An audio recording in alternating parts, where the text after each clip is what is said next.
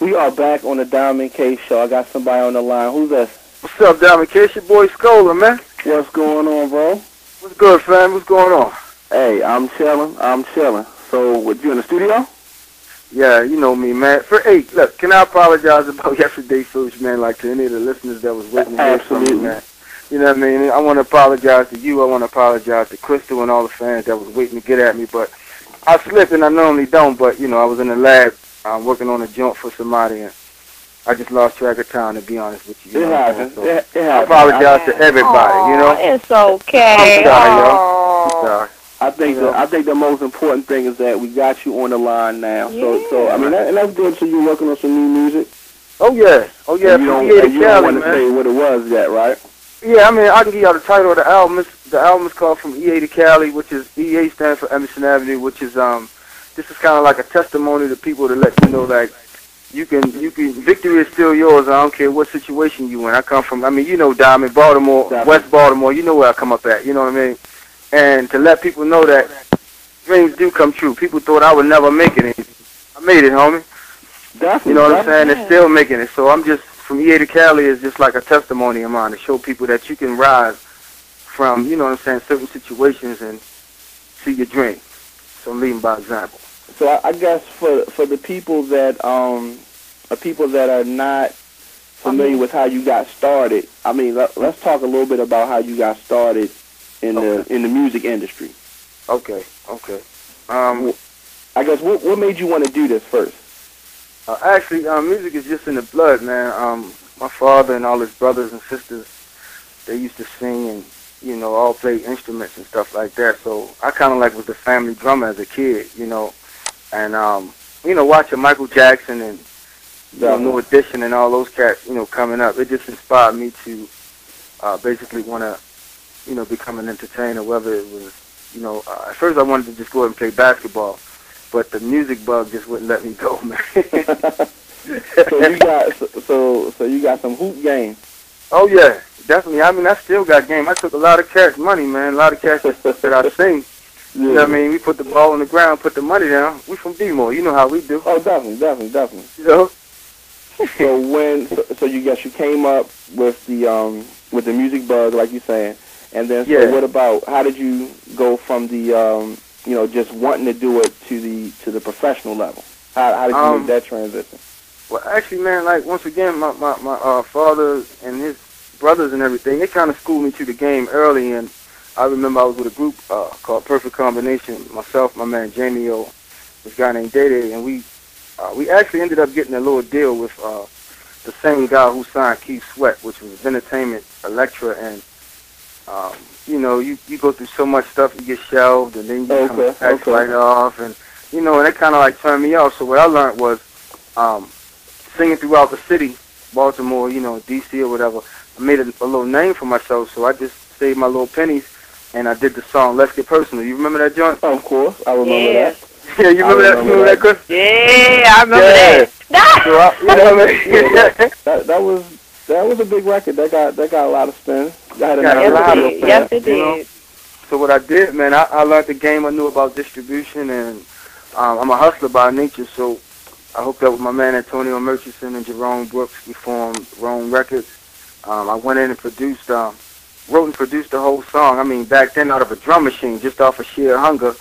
And I remember Camille Cashwell at 92Q. She fought for us. The song I played once, and people started requesting it, and now it's a classic for me. So definitely. So do you work that in your stage show? Do you still do that song? Say it again. I said, is that a part of your stage show? Do you still perform that song? Definitely, man. Like, the people won't let me leave the stage until I perform it. You know what I'm saying? Yeah, so I definitely got to perform Let's Get Personal, especially in this region. You know, I can't get off the stage until I do Let's Get Personal, you know? Tell me this, and I know I'm skipping ahead a little bit, but what is the craziest moment that you've had on stage? You know, where I know some people I've talked to say maybe women threw a bra or panties or jumped up on the stage. What's the craziest thing that's happened to you on stage? Probably something to that magnitude. Probably, wow. The craziest thing for real, is to have a girl really grab your, you know what I mean? Yeah. To grab your man like live, like right there on stage. Like, they'll be bold enough to just, I mean, literally grab your man, you know what I mean? That's about the, you know what I'm saying? That's real crazy, but it is what it is, you know. Right. It's about the crazy I had to meet. So I guess from the solo success that you had, then you went on and joined Dru Hill. Yeah, actually, the Dru Hill situation came about after Woody left the group, came back to B-More, and he ran into a friend of mine, Antonio Murchison, once again, and he was looking for a certain sound. And when he heard the material I was doing, he called me up and asked me could I produce his gospel project.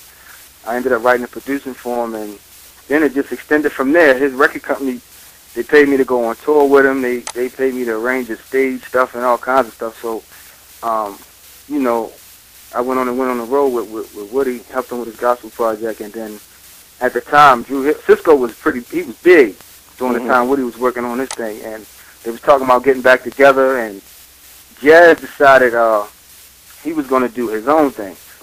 And by that time, he was going to go solo. So Island, you know, when Island Def Jam formed, they wanted, instead of 3 members, they wanted 4. So Sisqo told Woody to ask me if I would join Dru Hill, and truthfully, I told him no like 2 times. I really didn't think that I fit with Dru Hill. You know, image-wise, like we got 2 different styles. You know what I'm saying? Even though we kind of like sing alike. Yeah, you're more. Also the tallest one too. Yeah, the tallest. Yeah. You know what I'm saying? So that played a factor too. Yeah. So that played a factor. But then they came at me again. They was like, Scola, you write and produce. They offered me a check that I couldn't refuse, and then I thought to be good for my career as far as being exposed to the world, nationally and internationally. So I took it. I took the chance, man. I went to Def Jam, Lyor Cohen. Everybody felt like, you know, I was a great addition to the group, but at the same time, I brought a different edge to the group, and they was a little worried that it wouldn't work. But all of the Dru Hill fans, I want to say thanks to y'all for accepting me in the group, man, and making me feel right at home. It's like, I kid you not, man. Once we went on tour, I couldn't believe, like, so much, all the fans were showing me that much love, man. Like, to the point where Sisqo was overwhelmed. He said, man, look, I'm glad we made this choice. The fans really love you, and that's how I ended up with Dru Hill, man. And I guess so you went on to tour with the group after that. Of course, y'all recorded that album, which was a successful album. And so I'm assuming that you had good chemistry with all the other members? Yeah, well, business-wise, singing-wise, I mean, not to toot our own horn, but we was holding it down. Singing-wise, he was cool, but business-wise, I'm more of a stand-up type cat where I know you got managers and this and that, but sometimes people get it twisted and forget that your manager works for you as opposed to you working for management. So it was certain things that management I felt like was getting away with, and they would just sit back and won't say nothing. But me, I mean, I love to sing and to perform, but I like my bread too, you know? Right. So, you know, we had some differences as far as at first, because the manager was managing Sisqo and then he was managing Dru Hill too. So we had a little differences, but that ironed itself out. At the end of the day, Def Jam felt like if the fans are feeling Scola the way they're feeling, then maybe we should expose them to the fans that much more, you know. So yeah, and I think that's what a lot of people were waiting for.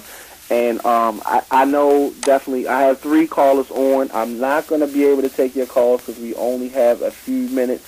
So we'll be back. But if you want a question asked to him, you can text me the question or you can email me djdiamondk@yahoo.com, and I will ask him the questions. But we're not going to take any calls on this interview. So that's just for the people that I have on. A lot of people were expecting you to do a solo album. I think I thought that you were the breakout star. Should have been a breakout star from the group, and so a lot of people were probably wondering, you know, what happened and why the group why there was not another album after that with Scola in it. Well, actually, Def Jam went through a transition. L.A. Reid came in. Right.